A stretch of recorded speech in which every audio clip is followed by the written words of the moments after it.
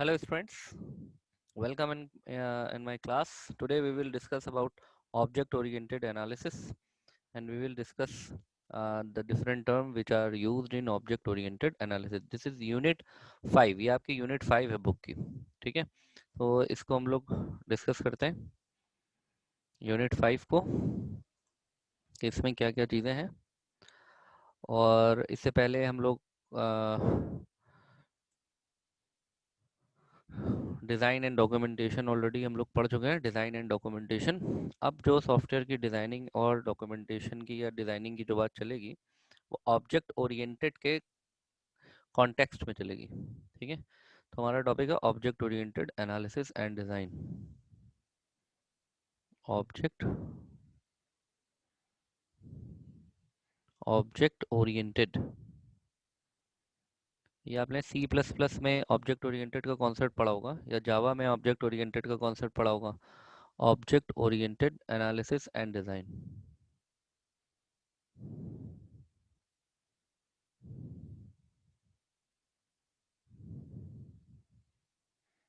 ठीक है? इसमें आपको terms हैं which are used in object oriented and design, that is problem domain. It is unit 5, problem domain, application domain,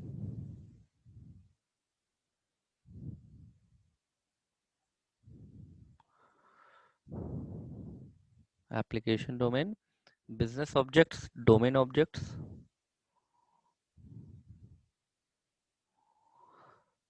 business object, domain object, problem essence, key classes,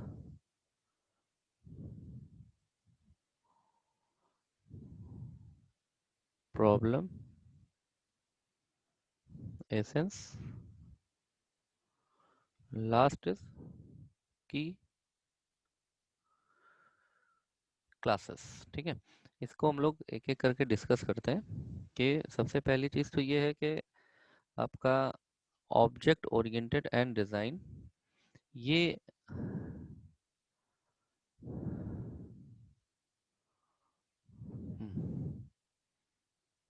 देखो, object oriented and design analysis and design, ये है क्या?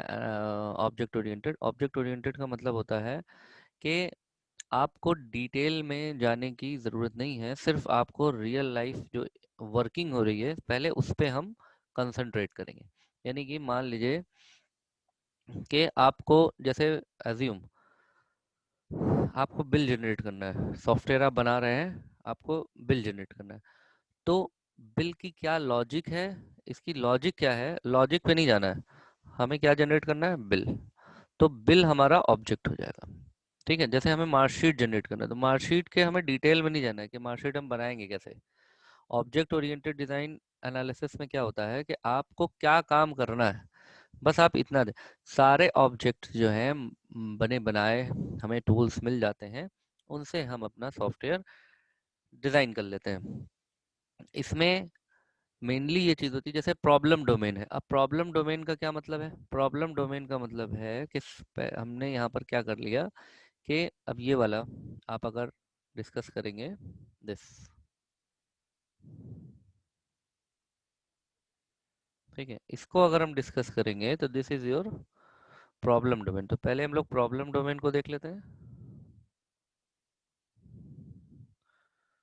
इसकी working style क्या होती है object oriented की? हमने क्या करा कि एक डोमेन बना लिया, यानी कि एक ग्रुप बना लिया, और इस ग्रुप में हमने क्या काम करा, हमने इस ग्रुप में सारी प्रॉब्लम्स यहाँ पर हमने इकट्ठा कर ली। जैसे हमने यहाँ पर इकट्ठा कर लिया प्रॉब्लम, एक मिनट,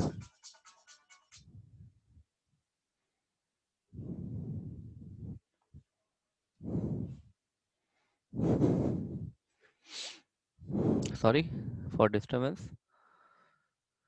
इसमें एक डोमेन बना लिया, यहाँ पर हमने प्रॉब्लम 1, प्रॉब्लम 2, प्रॉब्लम 3, प्रॉब्लम 4, यानी एक ग्रुप बना लिया हमने प्रॉब्लम्स का। ये हमारा डोमेन किस चीज़ का है? प्रॉब्लम्स का मतलब होता है कि आपको क्या वर्क करना है। प्रॉब्लम, यहाँ पे प्रॉब्लम का मतलब क्या है?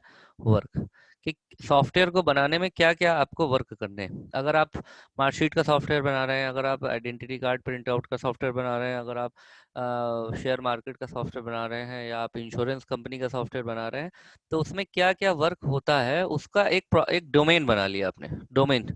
तो जब हम डोमेन बना लेते हैं तो उसी को हम प्रॉब्लम डोमेन कहते हैं, यानी कि ये सारे वर्क हमको करने हैं। तो ये सब हमारे क्या हो गए? प्रॉब्लम 1, प्रॉब्लम 2, यानी कि वर्क 1, वर्क 2, वर्क 3, ये ग्रुप बन गया एक। ठीक है, इसी को हम प्रॉब्लम डोमेन कहते हैं। दूसरा इसमें देखिए क्या लिखा हुआ है। नेक्स्ट लिखा है एप्लीकेशन डोमेन। एप्लीकेशन डोमेन क्या है, ये समझते हैं क्या है। एप्लीकेशन डोमेन में कि आपने जैसे पहले हम लोग लिख लेते हैं इसको, एप्लीकेशन डोमेन। तो जाहिर सी बात है कि इसमें आप क्या बनाएंगे? एक ऐसा ग्रुप बनाएंगे जिसमें आपको क्या क्या एप्लीकेशंस यूज करनी है। ठीक है, इसमें एप्लीकेशन 1,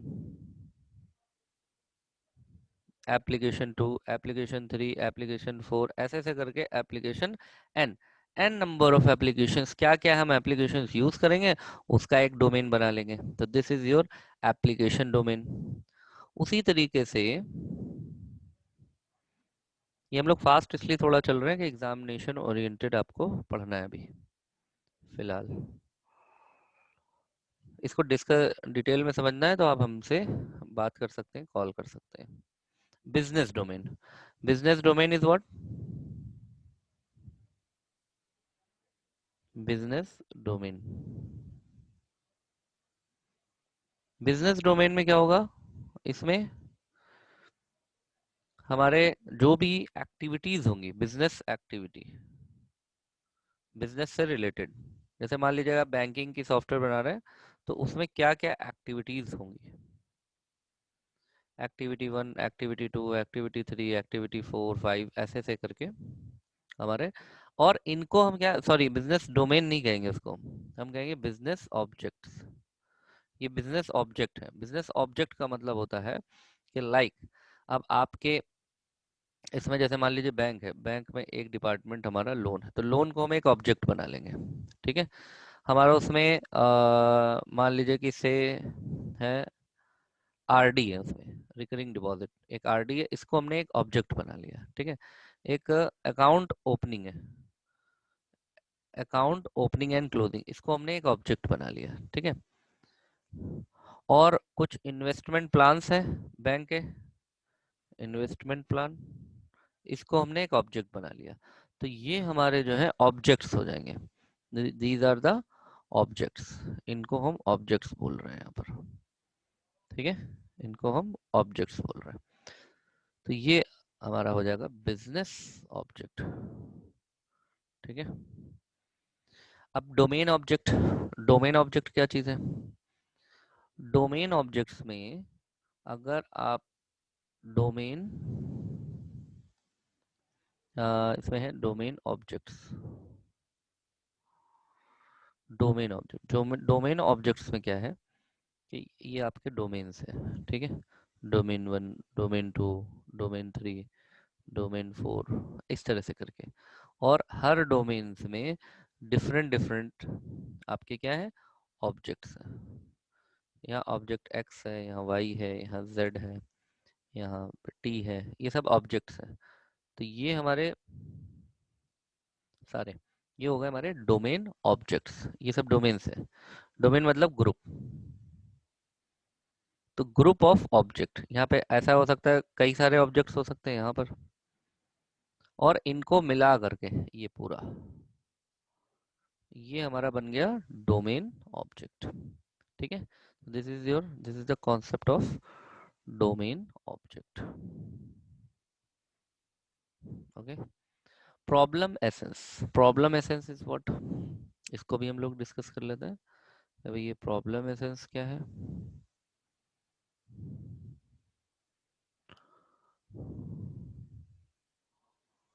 एसेंस मीन्स होता है किसी चीज का निचोड़, यानी कि आपने जितनी भी चीज़ें समझी है उसकी आप यहाँ पे समरी, जैसे मान लीजिए समरी ऑफ बिल पेमेंट, तो आपने बिल पेमेंट की समरी लिखी। फिर इसी तरह से समरी ऑफ डेटा एंट्री, ठीक है, समरी ऑफ सैलरी, ये सब हमारा समरी में आ जाएगा, ठीक है ना। ये this is your object oriented analysis and design, ये कॉन्सेप्ट है, दिस इज योर कॉन्सेप्ट। अब ऑब्जेक्ट ओरिएंटेड यानी ऑब्जेक्ट मॉडलिंग टेक्निक किसे कहते हैं? OMT, ये फिगर आपके एग्जाम में भी पूछ सकता है, ऑब्जेक्ट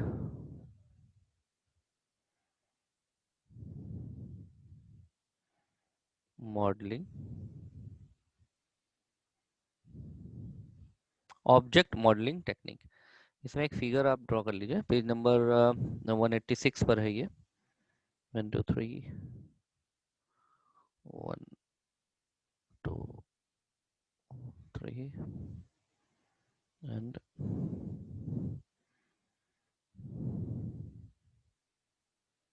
1 एंड 2। अब इसमें लिख लेते हैं analysis, system design, object design.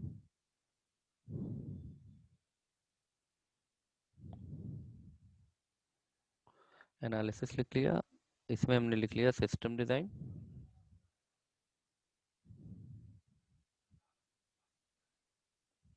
Object design. I repeat, it is on page number 186, object design. और ये सर्किल है, तो ये प्रोसेसिंग का सर्किल है, कोडिंग और टेस्टिंग। होगा सब वैसे ही जैसे आप पढ़ चुके हैं SDLC में, ठीक है, SDLC आपने पढ़ा ही हुआ है, तो हमने इसको यहाँ से स्टार्ट करा। तो सबसे पहले analysis, after the system design, फिर ऑब्जेक्ट डिज़ाइन, ऑब्जेक्ट डिज़ाइन के बाद अच्छा, और ये तीनों ही एक दूसरे से कनेक्टेड भी हैं, वो तो होंगे ही, एनालिसिस और डिज़ाइन फेज और ऑब्जेक्ट डिज़ाइन फेज सारे एक दूसरे से कनेक्टेड होंगे। इसके बाद नेक्स्ट इज योर इम्प्लीमेंटेशन, ठीक है, और ये जो इम्प्लीमेंटेशन है ये आपका होगा कैसे, कोडिंग एंड टेस्टिंग परफॉर्म करके। तो इसमें सबसे पहला ये होगा, दूसरा ये होगा। फिर पहले हम कोड बनाएंगे, पहले हम सॉफ्टवेयर या प्रोग्राम बनाएंगे, फिर उस प्रोग्राम को हम टेस्ट करेंगे, और इसके बाद हमारा यहाँ पे क्या हो जाएगा, इंस्टॉलेशन, यानी कि इम्प्लीमेंटेशन। ये हमारा इंस्टॉलेशन, या इसको हम कहेंगे इम्प्लीमेंटेशन, ठीक है। तो ये हमारा हो गया ऑब्जेक्ट मॉडलिंग टेक्निक है, OMT। ये डायग्राम आप लोग बना लीजिएगा, डिजाइन कर लीजिएगा।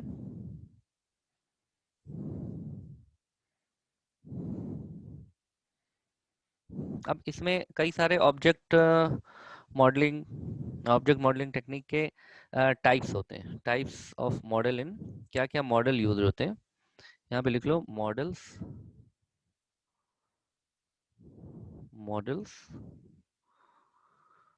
Used in OMT, object modelling technique, ठीक है।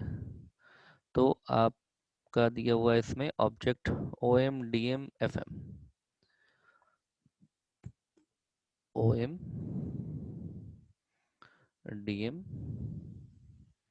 FM,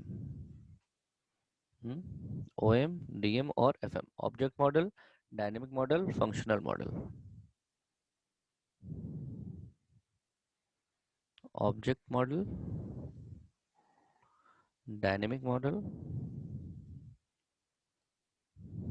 और फंक्शनल मॉडल।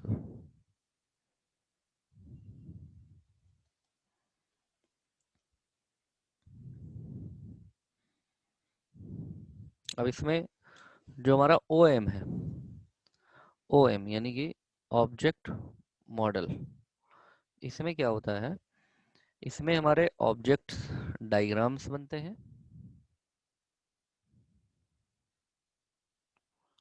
ऑब्जेक्ट डायग्राम्स, और इसमें क्या होता है, क्लास डायग्राम, ऑब्जेक्ट डायग्राम में क्या क्या होता है, क्लास डायग्राम और instance diagram. Class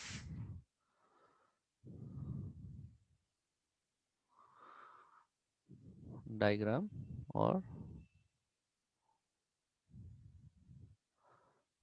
instance instance diagram, ये हमारा जो है ऑब्जेक्ट डायग्राम बनता है। ऑब्जेक्ट डायग्राम का मतलब होता है, ऑब्जेक्ट डायग्राम होता क्या है, ऑब्जेक्ट डायग्राम का मतलब होता है, जैसे मान लीजिए कि आपने एक ऑब्जेक्ट डायग्राम बनाया और उसमें आपने डाला जैसे से ऑब्जेक्ट किसी ना किसी क्लास से डिपेंड कर वो बिलोंग करेगा। जैसे मान लीजिए कि हमने एक ऑब्जेक्ट बनाया स्टूडेंट, ठीक है। अब इसके एट्रीब्यूट्स होंगे, यानी कि attribute 1, attribute 2, name, enrolment number, date of birth, ये सारी चीज़ें। तो ये हमारा एक क्या बन गया, ऑब्जेक्ट बन गया। और इसको किसी क्लास में डाल दिया, मान लीजिए एक क्लास बना दिया हमने स्कूल, ठीक है। तो इस तरह से ऑब्जेक्ट बनता है। ये आपने जावा या सी प्लस प्लस में खूब अच्छे तरीके से पढ़ रखा होगा। इसमें आप क्या करते हैं, इसमें आप क्लास का नाम लिखते हैं, क्लास नेम, ठीक है। फिर उसके बाद आप उसके एट्रीब्यूट और एट्रीब्यूट का आप लिखते हैं यहाँ पर एट्रीब्यूट का डेटा टाइप, ठीक है। फिर जो भी आप एट्रीब्यूट यूज कर रहे हैं, जैसे एट्रीब्यूट 1 यूज कर रहे हैं, मान लीजिए आपने यूज करा एट्रीब्यूट 2, एट्रीब्यूट 2 यूज करा है, इसका डेटा टाइप, ठीक है।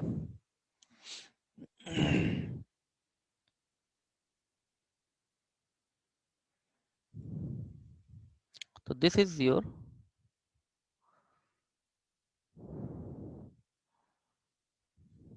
syntax of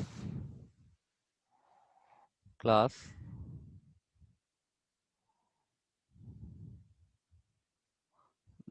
syntax of class diagram, ठीक है। और अब यहाँ पर आप बनाते हैं एट्रीब्यूट्स। तो अब एट्रीब्यूट्स क्या है, attributes are the properties. Attributes किसे कहते हैं, प्रॉपर्टीज। जैसे मान लीजिए पेन है, तो पेन का नेम, पेन की कंपनी, पेन का प्राइस, पेन की क्वांटिटी, ये उसके एट्रीब्यूट्स हो जाएंगे, है ना। जैसे name, quantity, rate, age, size, date of birth, ये सब एग्जाम्पल किसके हैं, एट्रीब्यूट के एग्जाम्पल है, ठीक है। और एक चीज देखिए, हर एक क्लास का, ईच क्लास, क्लास चाहे जो भी हो, जैसे मान लीजिए एक क्लास ये है, एक क्लास ये है, एक क्लास ये है। तो यहाँ पर हम मान लेते हैं कि ये सब हमारे क्लासेस हैं, ठीक है। ये हमारे class, okay. Class A, class B, class C, ठीक है। और हर क्लास का एक ऑपरेशन होगा, each class perform a operation, ठीक है। और इसमें ये भी हो सकता है कि इसी क्लास में आप किसी दूसरे क्लास को कॉल भी कर सकते हैं। जैसे यहाँ हमने कॉल कर लिया क्लास ए, तो ये देखिए यहाँ से आपने ये कॉल कर लिया क्लास ए।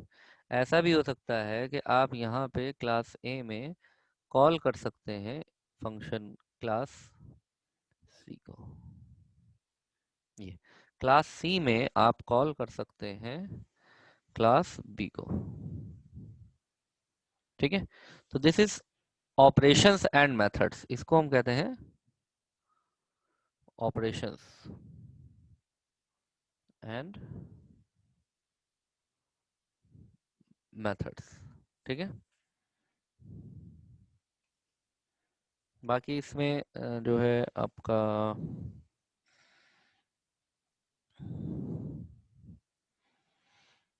बाकी आपके इसमें भाई एक हम जो डायग्राम आपको ER डायग्राम में बना चुके हैं, जैसे ऐसे अगर है और ये इसके पार्ट्स हैं, ठीक है, ये इसके पार्ट्स हैं, तो इसको हम कहेंगे ये हमारा क्या है, ये सुपर क्लास है, और ये क्या है, ये हमारा सब क्लास है। ठीक है, इसको हम इस तरह से डिनोट करते हैं ऐसे, सुपर क्लास सब क्लास।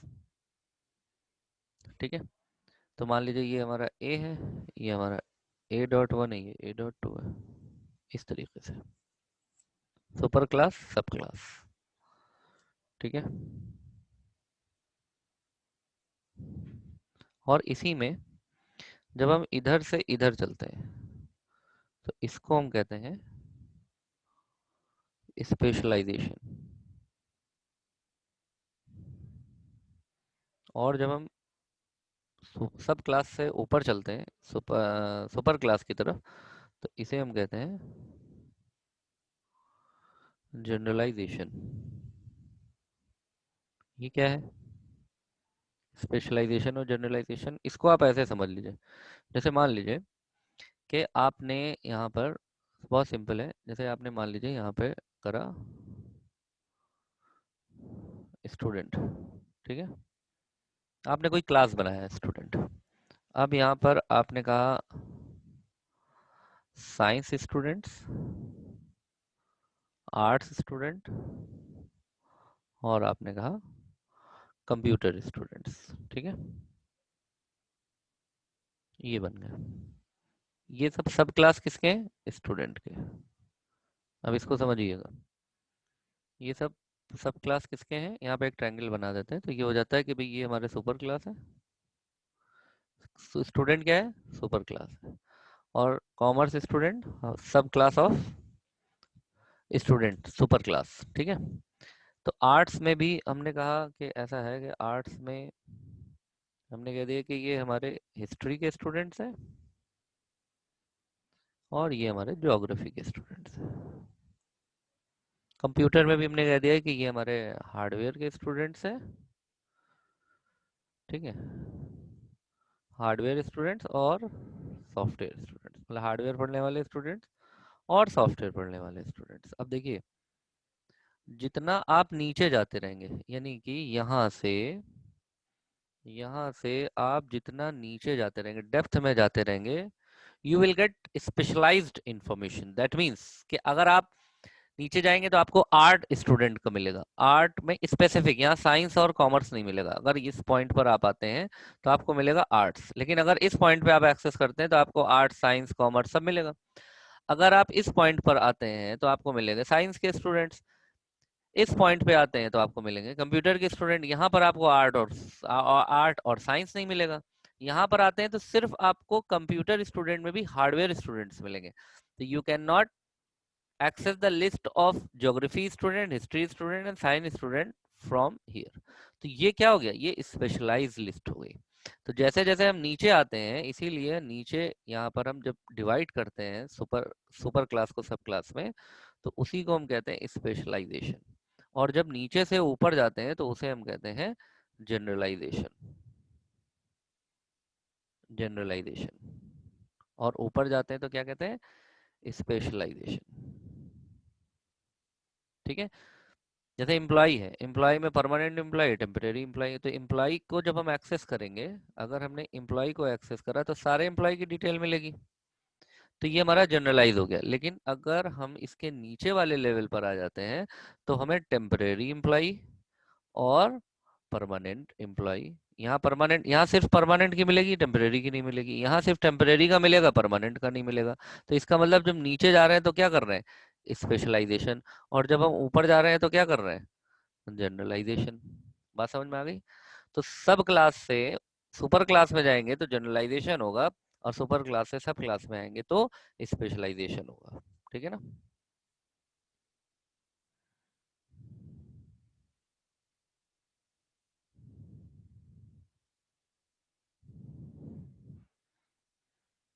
अब यहाँ पर आप देखिए एक डीएम, ये तो OM था, ये DM है, डायनेमिक मॉडलिंग।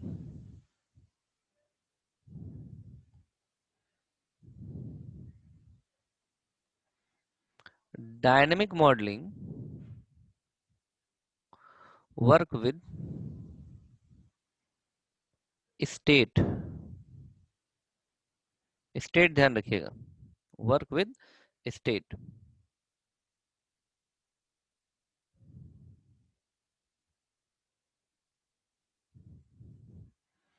स्टेट मीन्स होता है, जैसे मान लीजिए कि आपका,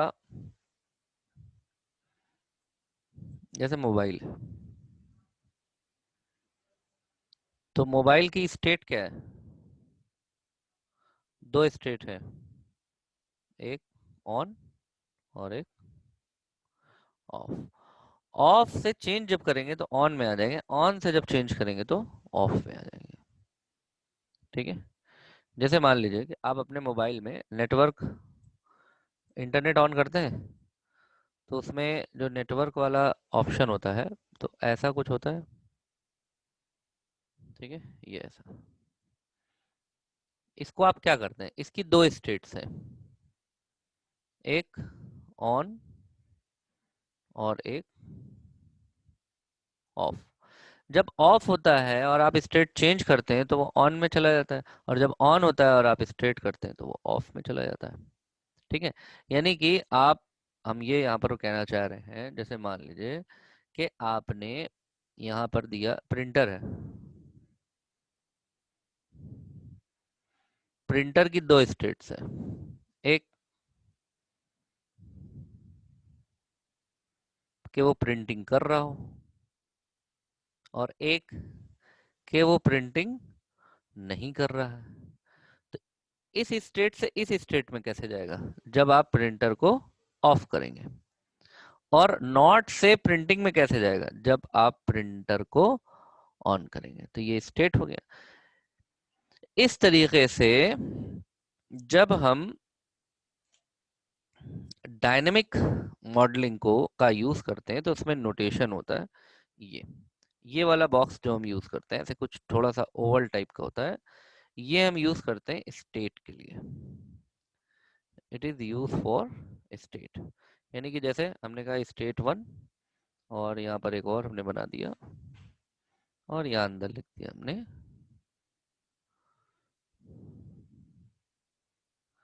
स्टेट टू। ठीक है, स्टेट वन और स्टेट टू। और यहाँ पर जो भी इवेंट परफॉर्म होगा,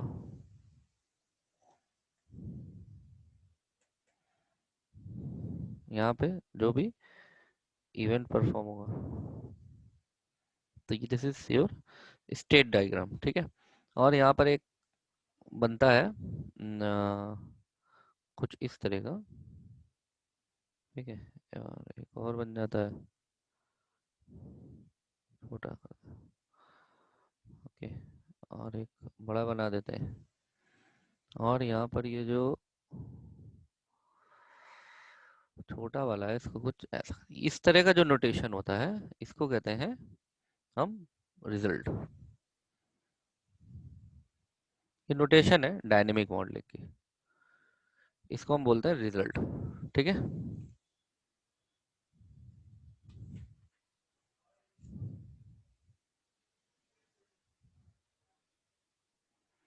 और इवेंट्स क्या है? मान लीजिए आप कंप्यूटर में MS वर्ड ओपन करना चाहते हैं, MS वर्ड। ठीक है, तो अब कंप्यूटर आपका ऑफ है, तो पहले आप क्या करेंगे? Start computer. ठीक है, फिर आप फाइंड करेंगे कि MS ऑफिस कहाँ है, फिर फाइंड का इवेंट चलेगा, पहले स्टार्ट का इवेंट चला, फिर आप क्लिक करेंगे किस पे? MS वर्ड, फिर क्लिक का इवेंट चला।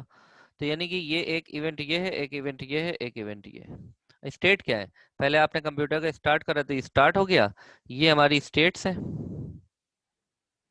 ये हमारी स्टेट्स है। ऑफिस कब मिलेगा? जब कंप्यूटर स्टार्ट होगा। एमएस वर्ड कब मिलेगा? जब ऑफिस मिलेगा।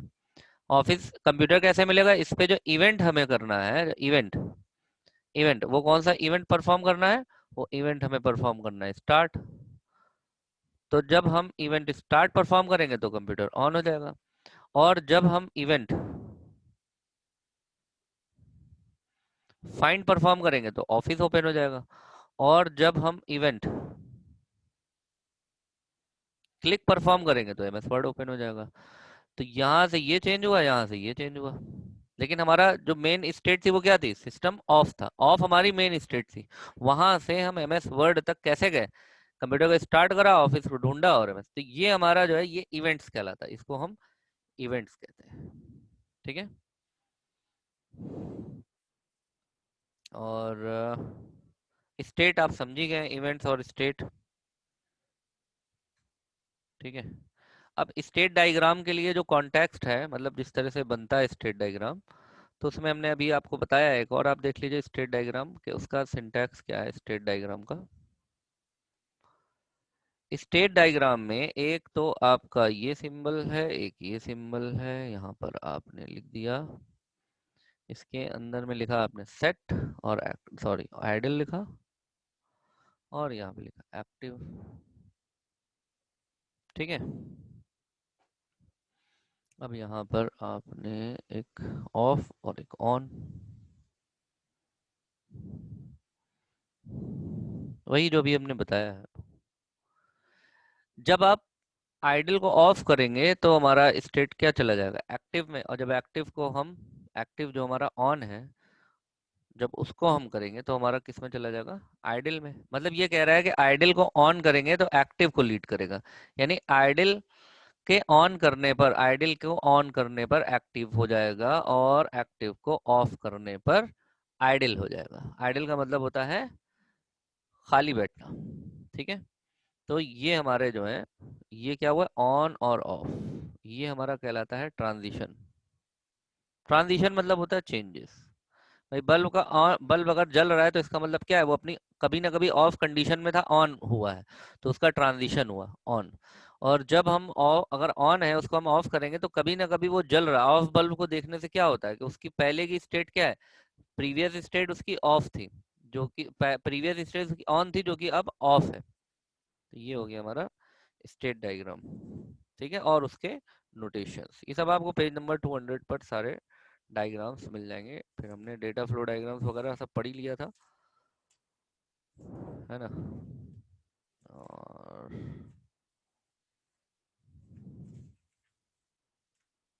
ऑब्जेक्ट ओरिएंटेड प्रोग्रामिंग, बाकी आपने जावा वगैरह, सी प्लस प्लस, जावा और ये सब आप जानते ही हैं। तो ये सब इसमें यहाँ से फिर से क्लास व्लास सब दिया है। जावा प्रोग्राम्स कुछ दिए हुए हैं, वो ऑल यू ऑलरेडी डन।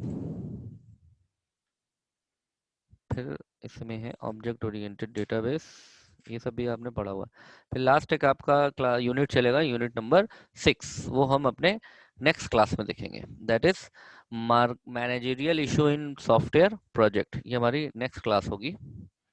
किस पर? यूनिट 6 है ये। अब यूनिट 6 चलेगी,